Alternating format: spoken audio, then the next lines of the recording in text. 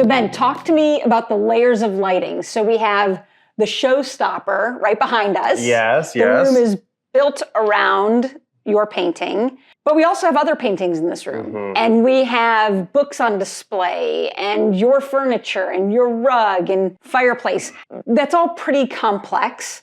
How are you picking this apart as you're thinking through the lighting in this room? So in lighting, you have so many different layers. You have your decorative layer that I think most people think of when they think about lighting, but then there's also your kind of ambient layer of lighting, your task lighting, and your focal lighting. And each one of those layers has to be kind of considered in its own way. And there are different fixtures that have been developed to create all of those different layers.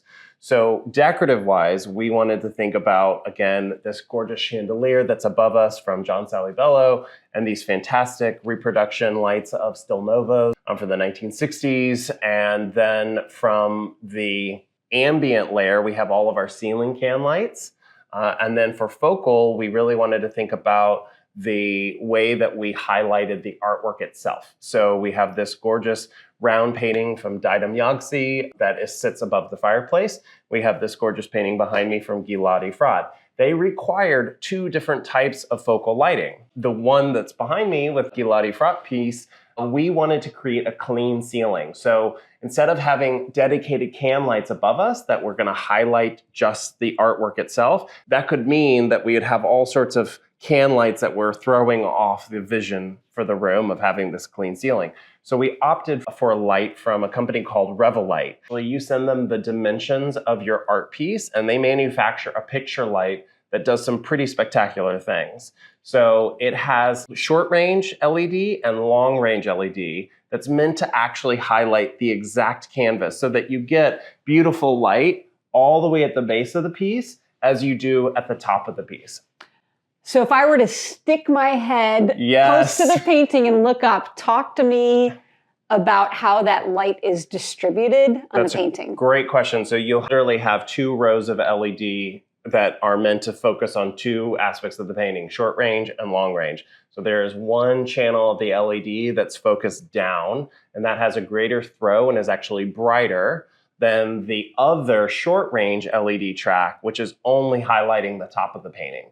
And so there's kind of two layers of lighting that you can adjust individually inside the housing of that picture light. So it's pretty high tech. Inside the housing. Tell me about that. How do you adjust the lighting? So actually they give you, of course, one of those, everyone's favorite little Allen wrenches, those tiny little hex wrenches, and you have to stick it into different portions of the light, and you can either loosen it to adjust the direction it's shining, and then you can also use it to adjust the brightness of the lighting as well. Is this something you're doing, or are you working with a lighting designer? How do people even, That's a great question. I mean, it can happen in many ways. I have always done it for myself just because I was the one who was putting the picture light on the back of the painting, but an art installer could also do this. And it can also be done in tandem with a lighting designer or an electrician. It just so happened that we were set up for it because we had designed clock plugs behind this painting to receive the plug. And then I was able to kind of do everything else that I needed to do to light the painting. Okay, let's talk construction a little bit here. So you mentioned there's a clock plug, there's power behind this painting. So Ben knew exactly what he was going to place in this area here. But talk to me about the sconces and the paneling and the conversations that we had. Whenever you do a paneled room, you have that extra layer of complexity because you kind of have to think through all the details and all the measurements. So we had established this paneling language I really, really love and turned out beautifully. And it's proud of the back wall, but it's also recessed. So you kind of have this play in dimension. And we wanted to make sure that these sconces fit perfectly between two styles of the paneling.